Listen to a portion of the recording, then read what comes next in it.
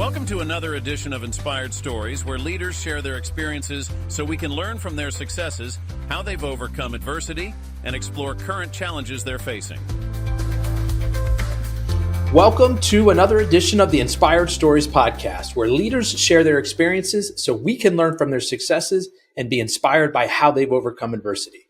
My name is Anthony Codispoti, and today's guest is Robert Benn, CFO of STG Auto Group, a collection of used car dealerships in Montclair and Bellflower, California.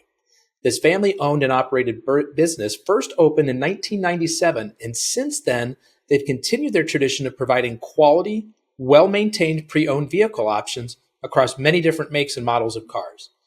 Robert has been a senior executive and CFO with over 25 years' experience in the auto industry. He consistently exceeds profit goals and delivers efficiencies in a volatile market. He has been involved in many corporate turnarounds, and he can often do it without replacing the management team. He has a very specific lever that he likes to pull, which has a tremendous impact on the profitability of a company. And we'll find out what that lever is. In one case, he helped the company go from losing $500,000 to generating $600,000 in profits in 6 months. He's helped manage over $500 million in revenue and 12,000 units sold annually.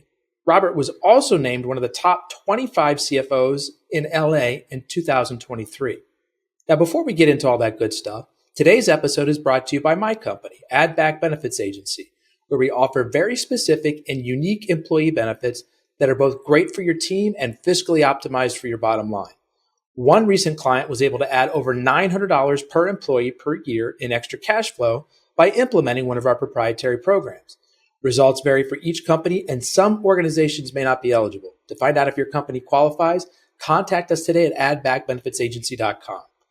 Now, back to our guest today, the CFO of STG Auto Group, Robert Benn. I appreciate you making the time to share your story today. Well, thank you very much for having me. So, Robert, you've got a long career of delivering results for your clients and employers. Tell us how you found your way specifically to the STG Auto Group. Well, I was actually finished up a contract up in Northern California. I was looking for something, and they were looking for somebody, and that's how you do it. The old thing is, I was looking for a job when I found this one. And, I got to the interview, and first thing I noticed, and this is going to sound crazy, but the first thing I noticed was on a Saturday, they had a janitor working. Okay. Now, you go into most dealerships, new, and I really have never worked in pre-owned before. Okay. But Saturdays are Saturdays. Nobody pays attention. Okay. And here they've got somebody cleaning up the place, making it look good. And this place in Montclair looked as good as most used new car dealerships. And like, these people care. There's something going on here. There's an attention to detail that you respected. I wasn't expecting. How's that? Okay. There was action going on, of course, because it was a Saturday, but the place was immaculate. Okay. The restrooms were immaculate. Okay. Now, I know that sounds crazy, but I grew up in the campground business. Okay. And after a long trip, I say grew up in the campground business, I used to clean the toilets and pick up the trash. Okay. So the first place that somebody goes after a long trip is the ladies' room. And the place better be clean. Otherwise, you're not getting the client. They're not staying. And so it's something that I pay attention to when I go into a place. And that made a big difference. Because at STG, they care, and it shows. And so what's kept you there? So that's a little bit about what attracted you there. What's kept you there? I work a lot with Tony, who's one of the two owners, okay? And Tony is just really sharp. He's not a he's actually educated as an engineer. Okay. He's really sharp. He understands he understands the business. I mean, he's been doing it since he's been 14, but he doesn't look at it as just, the normal car guy. He's very analytical. I'm very analytical. Okay. He's looking at things through a sales lens. I'm looking at it from a financial lens. Okay. He's looking at certain metrics. I'm looking at other metrics. So we sort of are able to mesh what we're looking at. And that makes it fun to be with. What are some of the things that STG is doing different from others in the car industry? I think one of the things that makes them a little bit different is that they've eliminated the finance department itself. So instead of going into the store, getting shown a car and sold a car by a salesman, then having to go and sit in a finance booth and sold a bunch of products by a finance person, okay, and wait around 3 hours for that process to happen, okay, and then leave. They've eliminated that so that the salesperson is able to take it end to end. Okay, the salesperson works with you.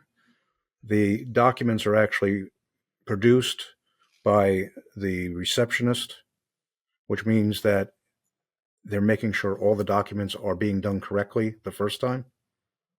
Okay, trying to make sure that everything goes through correctly and all the compliance is done correctly the first time.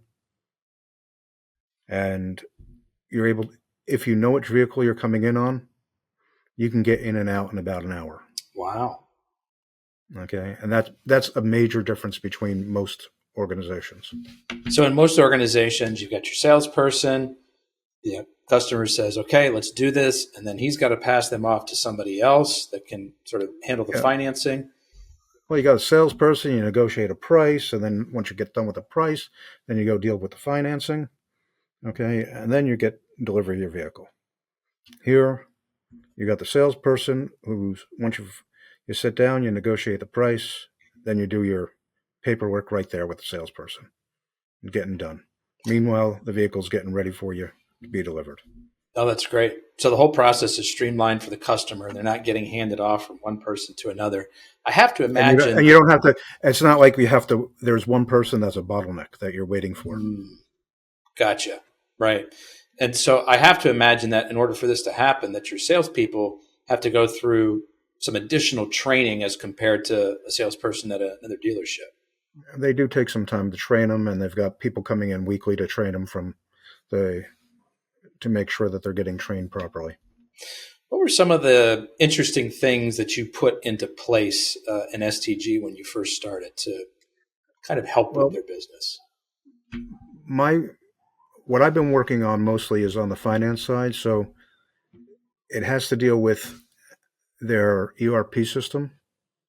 Okay. And it's the way that their ERP reported information. So most of the stuff was all consolidated into one big batch of financial. And the information that I pull out is I break it down by store. Okay. And then I've built for lack of a better word, a view where we're now able to break that stuff down by store. Okay. By price within store. So how much the vehicle cost or where the vehicle came from. Okay. And able to analyze all these little metrics within from a system that is not designed to do that. Okay. We're also able to break down and get P&L statements by each individual. When I say by store, by location, we're able to break it down and refine it from that level. And basically, I import all this information. We've got about 8 million lines of data that we bring in. We analyze it. We output it we keep about we put about a million. You're limited to 1 million lines in a spreadsheet, so that's what we put out. And with that, we're able to put together quite a few views. Okay, our stored procedure that updates all that information is about 33 steps. So it takes a little bit of time. Takes a bit of time to set up. So do you have some kind of tech or programming background yourself? Were you working with the development team on this? I did all the work on this myself. So I've got some technical background myself, and then with the help of Stack Overflow, now ChatGPT, and other tools, I've been able to expand it and make things work better and better as we go along. That's great to hear. Tell me more about your use of AI, either in that particular use case or other ways that you're leveraging it. Well, I'm not really leveraging it a whole lot. In that case, I'm using it to figure out how to get a query done, okay, that I want made. So I want something to, I want to pull or combine information in a certain way to output it into a certain column or update a certain column in a database. So I will, after I've tried to do it myself a couple times, I'll go there and say, I'm looking for this particular column to do this, and have these functions occur.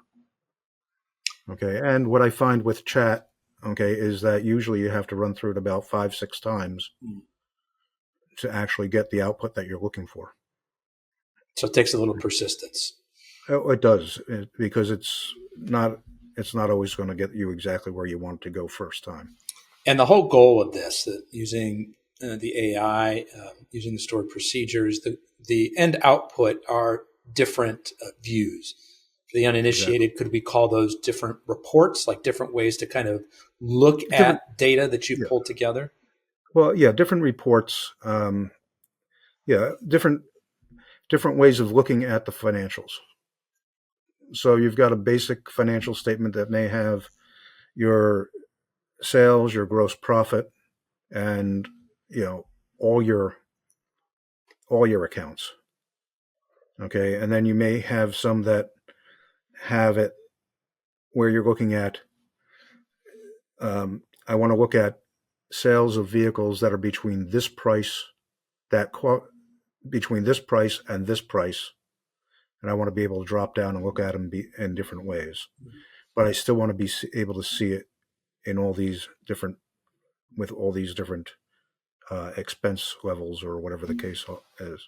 So to do that and to get it in a format that they're used to seeing it, which is a spreadsheet style, okay, we have to break it down and then put it back into a spreadsheet. My next move will be to put it into some more visual style, with graphs and charts to make it a little bit prettier. Because the whole point of creating these different views, combing through the data, look at these different reports, is to help fuel educated decisions about how to take the business forward, right? We're seeing this trend or that trend. How do we continue to ride that wave, or how do we fix what's going on here? It helps you figure out where you're doing well and where you're not doing as well. Okay. Good summary. Are you, for example, 2 years ago, the average price of a used car was $35,000. We've driven that price down to $25,000 in our inventory. Okay, why? Because that's where people have to be. Okay, that's where people can afford. Okay. Furthermore, what we're finding out is that where we can make money on a vehicle is in that $25,000 bracket. Okay, we can make more money at that $35,000 bracket, but we can't serve as many clients. So it's a matter of where can you do it? Additionally, we have to look at where we're getting the vehicles from. Okay. Depending on where you can get a vehicle, buy the vehicle, that impacts how much you can make on it. In your experience, Transportation costs and other things. sorry, I cut you off. What were you saying, Robert? Transportation costs, okay, buy fees, etc. Those are all got to be taken into consideration. Yeah. And from your experience, Robert, are other dealerships looking at the data in such a granular way as what you do at STG? No, that's very unusual. Okay. So you're kind of like Moneyball for the. We're very granular. Yeah. We got to get down to the very small levels so we can determine where things are best at. Can you give me a specific example of where looking at data in such a granular fashion has helped you make a decision that has impacted the business in a positive way? Well, I'm looking at it in this fashion, and I'm able to feed Tony the information as to, for example, where to buy a vehicle. So we know that buying vehicles from people who are selling them selling them individually is much better than buying them from the auction. But how much better is it? That's the question. Okay. And so those are the things we have to determine. Okay. Is it really worth going out and spending time trying to find those vehicles? And if so, how much is it worth? So those are the types of things that we're looking at. Got it. So buying a car or many cars from an auction is probably a more time efficient process for you, but you're going to pay more per car on average. So Absolutely. What is the savings to buy from individuals directly? And is it worth the additional time spent to have to interface with each of those people? And then the next question becomes, is there a reconditioning difference? So if I'm buying something at the auction, is it a better quality car that I'm buying from somebody on the street? Okay, based on the reconditioning costs. And what have you found there? What's the general trend? Basically, it's about the same. Okay. Interesting. Okay. So, but these are the things that we're able to drill down and find out. Okay. So, Robert, I know that you've got vast experience that precedes STG and even work at other dealerships, and you're brought in many cases to do a turnaround. And you've got one lever in particular that is very powerful for you that you like to employ at most of the places you go. Can you talk us through what that is? It's actually compensation. Using the people's pay plans and making sure that the pay plans create teams and making people work together. Very often, especially in the auto industry, comp plans are designed to create competition as opposed to teamwork. So the best example I can give you is going back to 1995 when I went into a Toyota store. They were upside down, close to $500,000 for the year. And all the positions, the new car department was fighting with the used car department. Okay. And when I say fighting with the used car department, what I mean is when the new car department went to take in a trade, okay, the used car department felt that it was always overvaluing the trade because they were going to get the trade and then they had to sell it. Okay. And they felt that, well, if you're overvaluing the trade, then I'm not going to be able to make enough profit on it.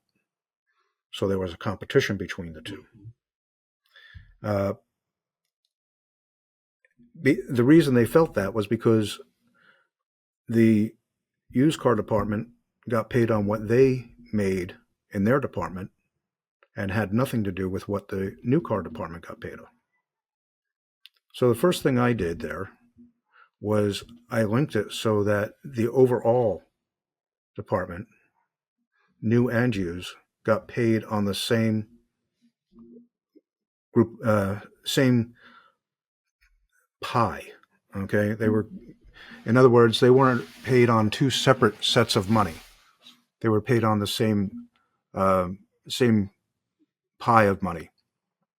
Oh, Okay. okay. Okay.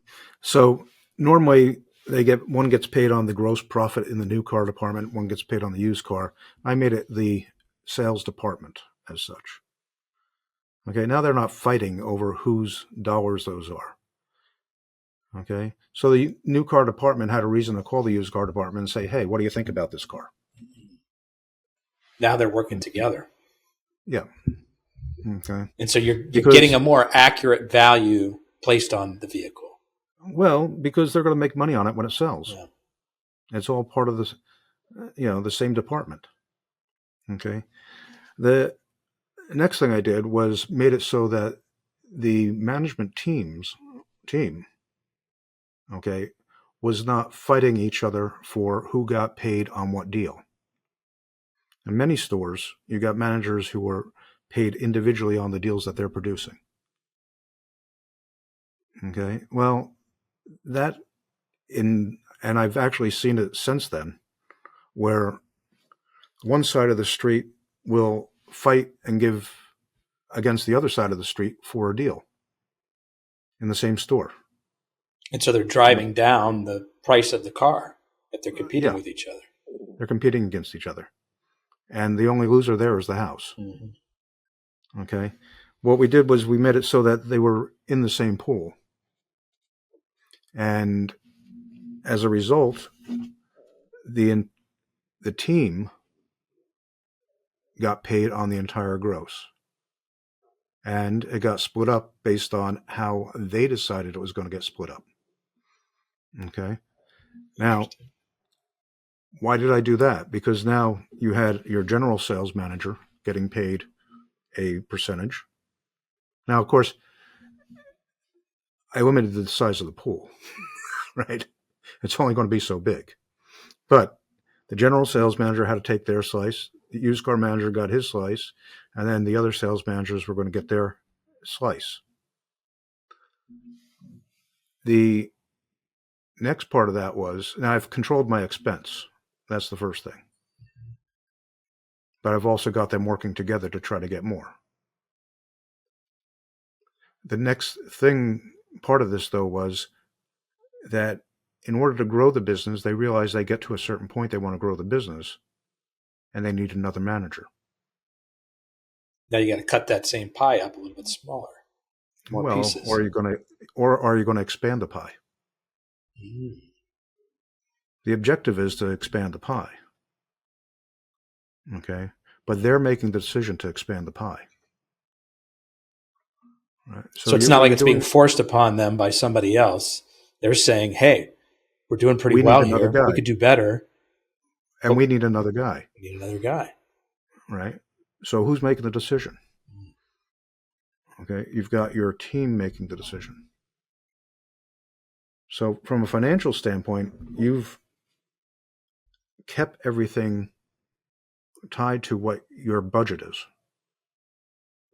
And you're not fighting with the team as to who's getting what. Yeah. And in this particular case, when I got there, they were spending more on their expenses than they were taking in. So they were losing money. Yeah. Just before they even got to paying the overhead, just paying salary salesmen's people. Oh, so they were really losing money. They were really losing money. Yeah. Okay. Advertising, sales salaries, okay, or commissions, interest expense, advertising, etc. Okay. So I devised a plan that we would pay you a little bit of the gross profit and a whole lot of what was left after those selling expenses. You're really getting people's incentives aligned there. So they're not just looking to sell cars. They're looking, how can we help to reduce costs and overhead in the places where we can influence it? Accountability. Okay. So instead of instead of saying we're going to give you a $500 bonus for selling that car, okay, saying, hey, we're going to give a $100 bonus for selling that car. Okay. Instead of spending $500 on lunch, spending $125 on lunch. Okay. So let's talk a little bit about the people aspect of this, because what you're describing on paper sounds nice. But if I'm one of those sales reps and I'm accustomed to getting $500 for selling a car, and now you're coming to me and you're telling me I'm going to give you $100 for selling that car, I'm not happy about that. That's not to sell the car. These are bonuses. So the salesperson's pay plan is not changing. Okay, this is the manager's, but you're making the manager accountable on things like bonuses. Okay.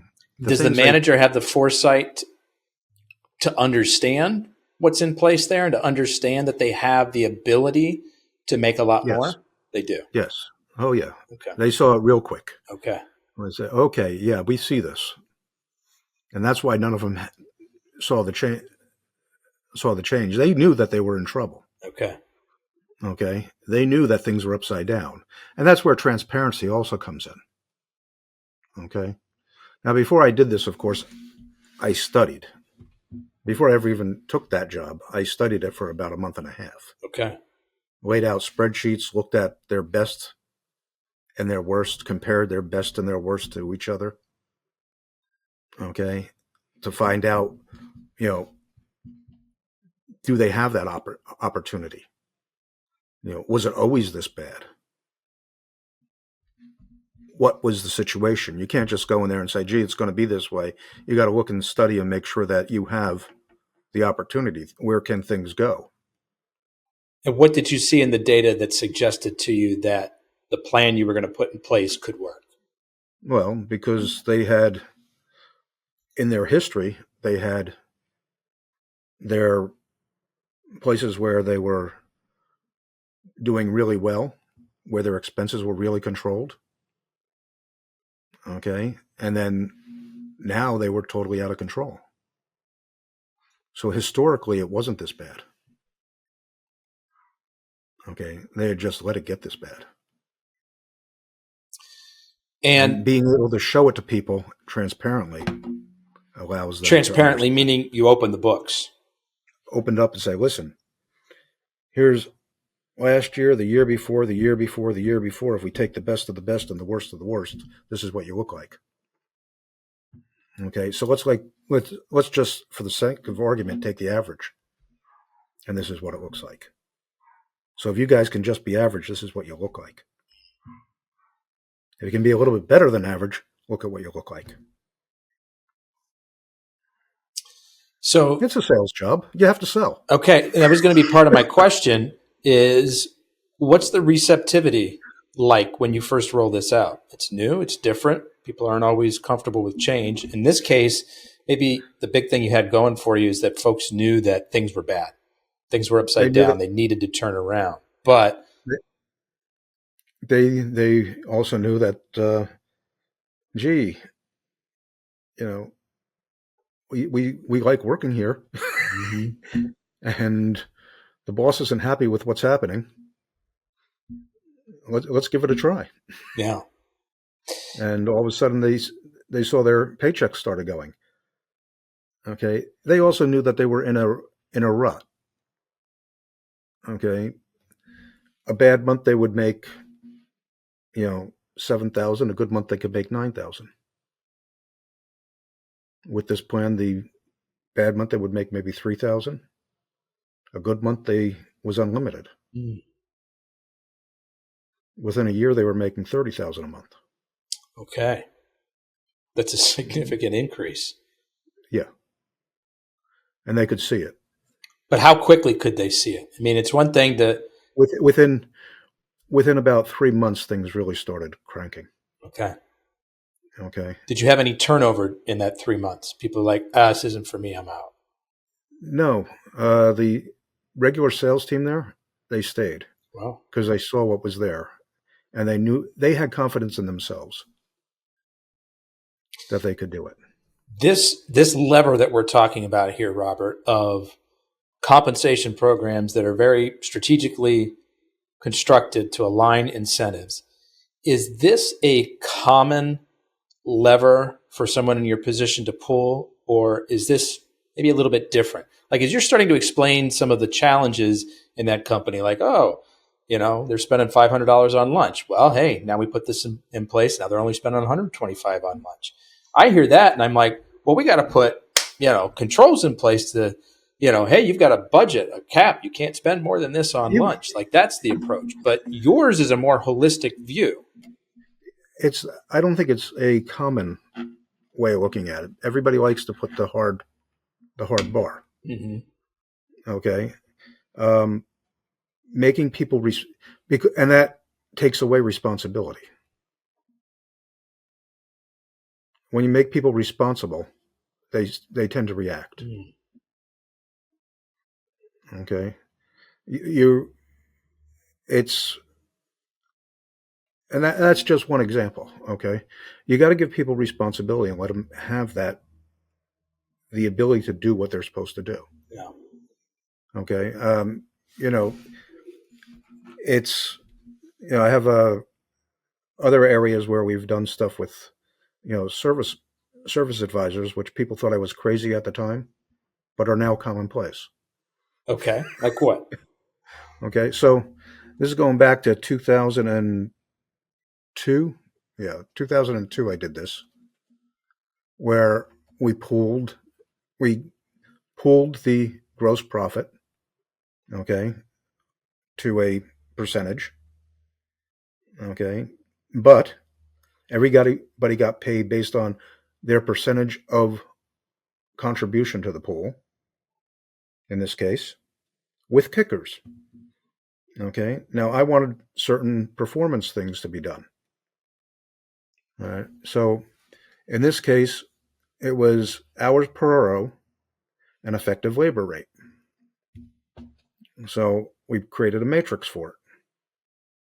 If you did, in this case, 2 hours per RO, and this is going way back. RO, is that repair order? Repair order. Okay. I'm sorry, Mm-hmm. Repair order, and $72 per hour effective labor rate.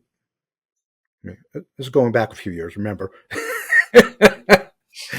you would get 0.15 increase in the percentage that you received.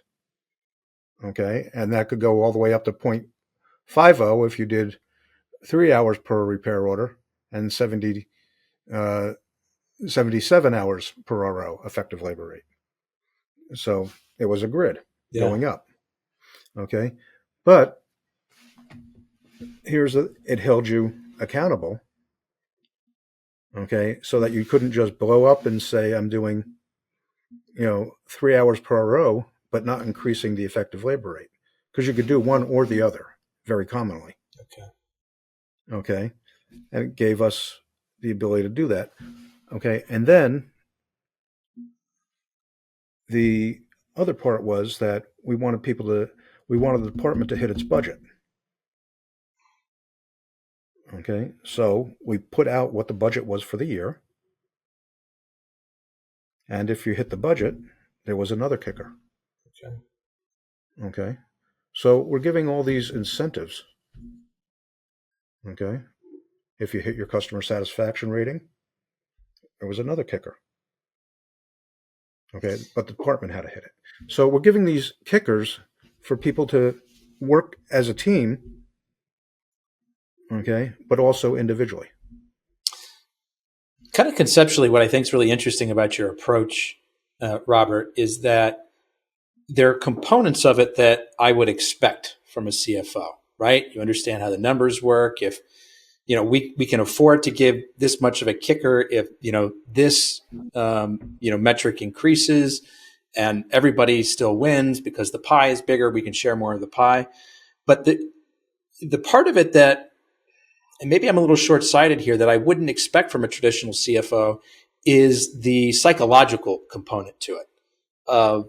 How do we get everybody on the same page? How do we, conceptually explain this to people in a way so that they can see that bettering the company is better for themselves. You know what I'm getting at? I understand. Yeah. And a lot of people don't see that as being a common CFO trait. Okay. But, and I've talked to other CFOs and a lot of them, some do and some don't, but even our groups, okay, we do talk about that. And that's one of the things that we're all striving for is making the company better. Okay. You're not there to just count beans. Okay. You're there to better the company. So that means you have to look holistically at the company. That's probably a pretty common misconception about the role that a CFO plays, right? You're just counting the money that comes in. But let's dispel that. Please continue. Right. Yeah. It's just your job there is you look at things, you analyze things. Your job is to help the CEO in their job. Okay. It's to help better the company overall. It's not to just be that guy. Some CEOs do pigeonhole you. They like to that's the CFO. They sit in that corner. Okay. All they do is analysis all day. Others understand that there's a relationship, that it's a partnership. Okay. And your job is to help them do their job better. It sounds like you and Tony have that kind of relationship. We work very well together. Yeah, he's good to work with. Are there examples in the past of where you have introduced one of these compensation plans and maybe it's backfired, not been super well received, at least initially? I've had it where people are not crazy about, don't want to implement something like this. And it's like, hey, you the boss. you have to. I can lead you to water, but you're going to have to drink, my friend. Yeah. There's an old joke about how many psychiatrists it takes to change a light bulb. You know that, right? How many? One, but the light bulb really, really, really, really has to want to change.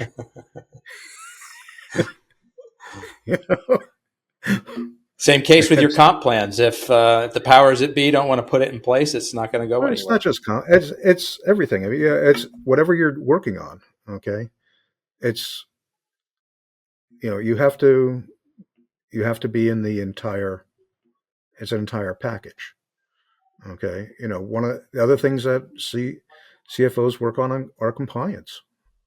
We work on compliance issues, and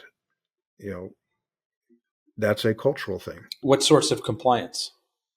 You've got in our business, there's all sorts of compliance. You're talking about reporting, taxes, that kind of a thing? Oh, that's minor. No, we're talking about you've got HR compliance issues. Privacy is a big issue in our business. Okay, you are talking about in HR. There's all sorts of rules in HR, as you know, in your business. It's unbelievable. Making sure you're ADA compliant can be just brutal, especially if you're in a small group environment. We have all sorts of safety regulations. We deal with hazardous material. Okay.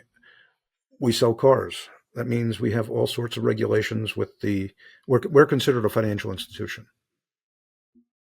Okay. So that opens up all sorts of stuff. Okay. Many different layers there. Yeah. We have the state, and then right now the Federal Trade Commission is pushing through what they call the CARS program. Okay. That's a whole nother set of regulations we'll be dealing with. It's just. What is that? I haven't heard that one yet. CARS deals with how you have to literally how you have to sell a car. Okay. The way that you talk about it, or the paperwork that goes with it, or all of the above? Paperwork, how you actually talk about it. This is a place where AI is going to come in, because when you present a price, it's going to have to be presented in a certain way. Okay, every time.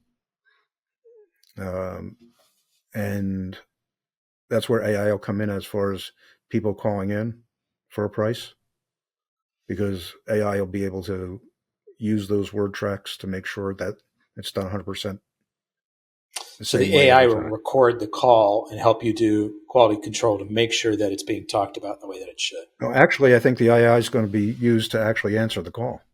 Ah, So, I'm interested in I'm interested in the 2023 Camaro. Well, that car is offered at this price. And somebody else calls in, I'm interested in that 2023 Camaro, the exact same script without fail. Whereas a human might say, well, it's offered at this price, but for you, I can make a special deal. but so the AI might be the way, using that almost, as a bot to be answering those things. Have you seen And a company offering that type of service yet? there's some of them that are out there beginning to do that. Yes. Have you tested the quality? How close are they, do you think? Not yet. And the rules are not in place yet. So we'll see what happens. Yeah, more of a wait and see on this one. Robert, let's talk a little bit about budgets, why Okay. those are so important, and how to use them effectively. Well, budgeting is something that takes two parties to work with. When I was with AutoNation, we used to always get our budgets pushed down. Okay, here's your budget for the year. Great. Okay, It's just imposed upon you. imposed upon you. Okay, and my question always is, what do we got to do to make it happen? Okay, because that's the biggest thing. Even now, okay, we don't really run with a ton of budgets, and the reason being that I need people to engage. You need people to engage to be in your budgets. Okay, it's not my feelings are it shouldn't be a top-down item.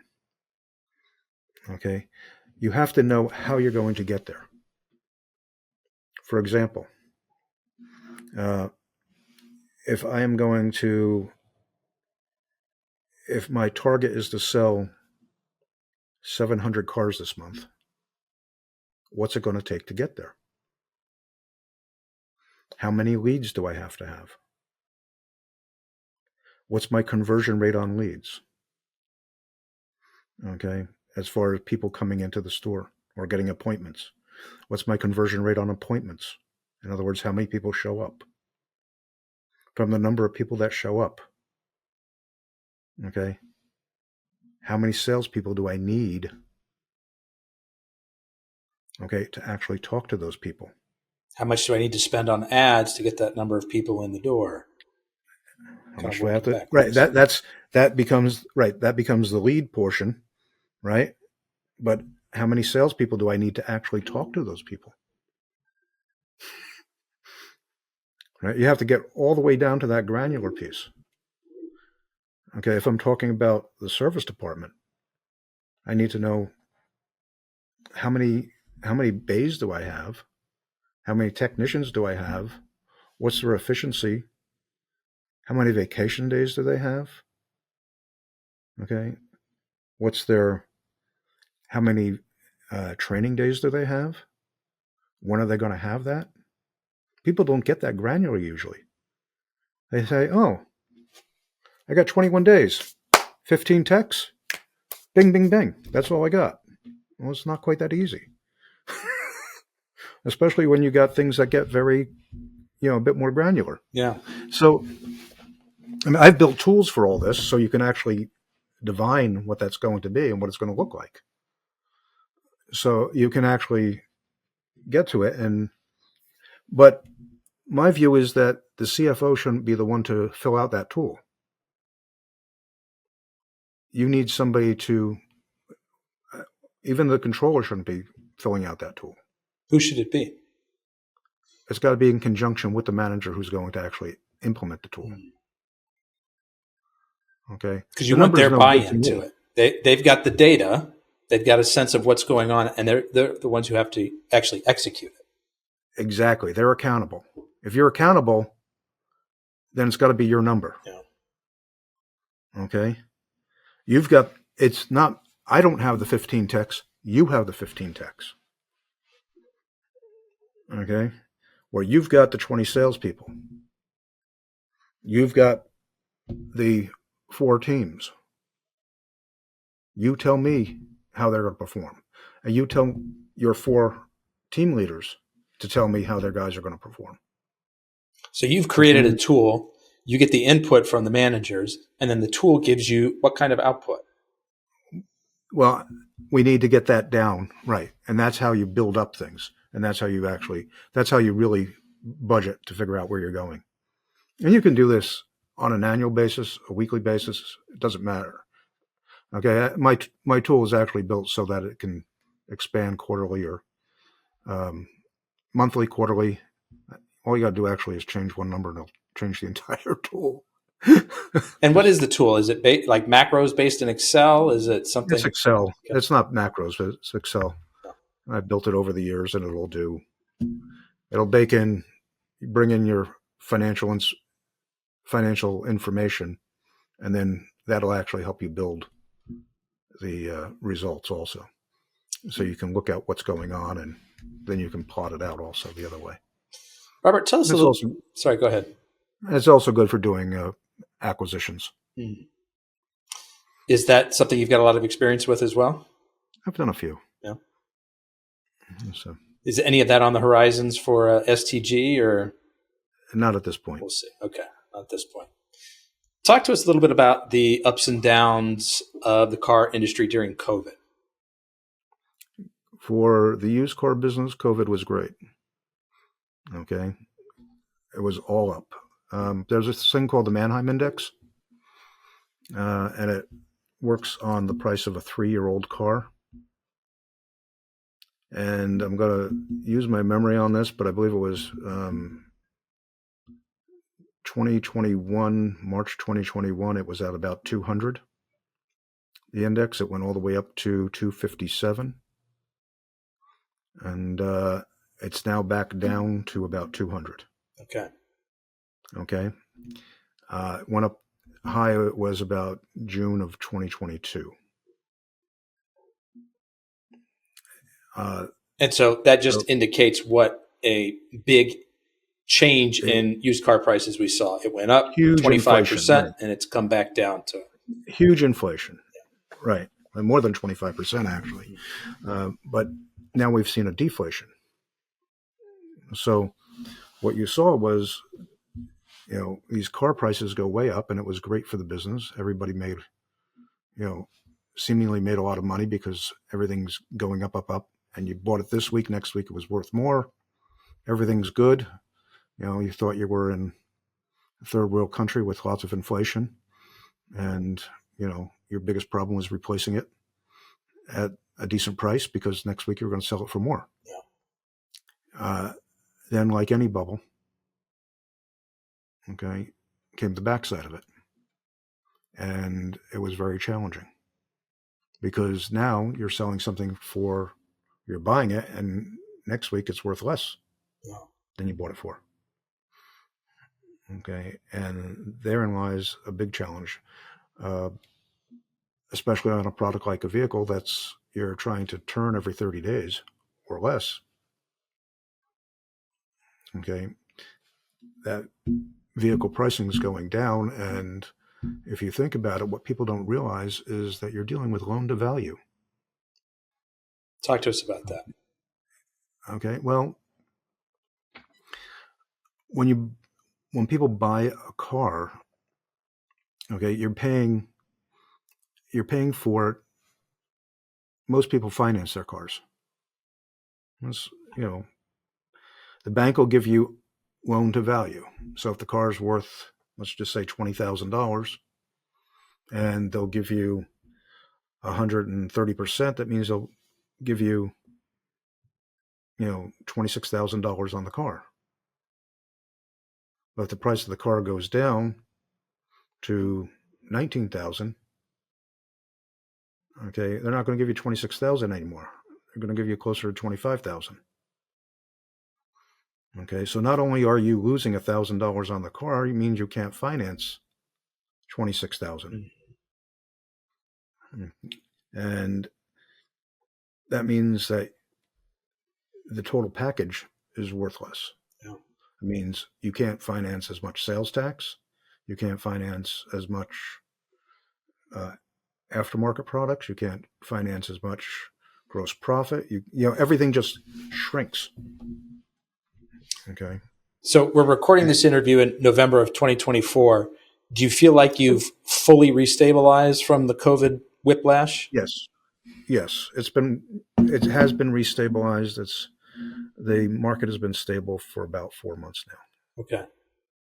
Okay. But it took a while for it to stabilize. And what were you guys doing there internally in the meantime? Wow. Well, There was all this fluctuation going on. And then for you guys, it was fluctuating in the wrong direction. well, yeah, you're right. It's exactly shorting. We actually closed our point in Garden Grove, okay, because that was too close to our point in Bellflower. We cut expenses in every way we could. We reduced headcount. And, we're always looking for ways to reasonably cut expenses. You had to tighten your belts. Yeah. You want to cut fat. You don't want to cut bone. That's a good way to put it. Okay. Robert, I want to shift gears on you now. Would like to ask you to maybe talk a little bit about a particular challenge, either professionally or personally, that you've gone through, what that was like going through it, lessons that you learned coming through the other side. Right. So probably the biggest challenge I had was I had a dealer management system company back in the 80s where we built, it's ERP basically for everybody else. We built a enterprise system before people called them enterprise systems for dealerships. And in 1989, the economy really took a turn, and I ended up closing it down. I lost everything but my wife. She was a couple months pregnant at the time, took a job out in Phoenix. We were expecting our first child January 1st, 1990. That child was born. She lived for 4 hours. She had diaphragmatic hernia that nobody saw. Even going into the hospital, nobody saw it. And this is terrible to say, but as an individual, that company was my baby. I've been working 6 years on it. It was heart and soul. And I didn't know what was the worst loss. And being stupid and young, 6 months later, my wife was pregnant again, and we lost that child. So I guess God slapped me in the face and said, "You stupid idiot. Wake up. Realize what's important in life." Okay. Fortunately, about a year later, we were blessed with my son, who's now 33. Oh, wow. And I also have a daughter now that's 25. But the thing is that family, and it's not just the dollars, it's a lot more. You have to understand that there's a lot more to life. And although CFO by profession, okay, and I've done a few other things, but you have to understand that there's a lot more to it to make it all happen and come together. And that's probably the most important thing. So as an entrepreneur and also a father myself, for those folks listening, that just to put a little context around this, because I've gone through the loss of a business before. Very grateful that I haven't experienced the loss of a child like you have. But the loss of a business is very destabilizing. Like you described it as your baby. There's an emotional attachment to it. You've invested so much time energy into it, and it's become part of your identity. And so when I hear you say, like, that was such a tremendous loss, and wow, I didn't know what was worse, there's a part of me that really understands that. Because, I had people tell me that the loss of a business is like, it's like a death, and it takes a lot to get over. So to kind of add that context, but then to hear your story, Robert, and I think that context is helpful, especially for, people who haven't been through that type of situation before. But then to hear, your story, Robert, where, okay, then, after the loss of a business, you're still reeling from that and your head is spinning. You kind of a loss of identity, I have to assume. You lose a child and you're dealing with the grief of both. And then several months later to go through that experience again, what was it that kept you going during these times? My wife. Say it again. My wife. Yeah. I mean, yeah, she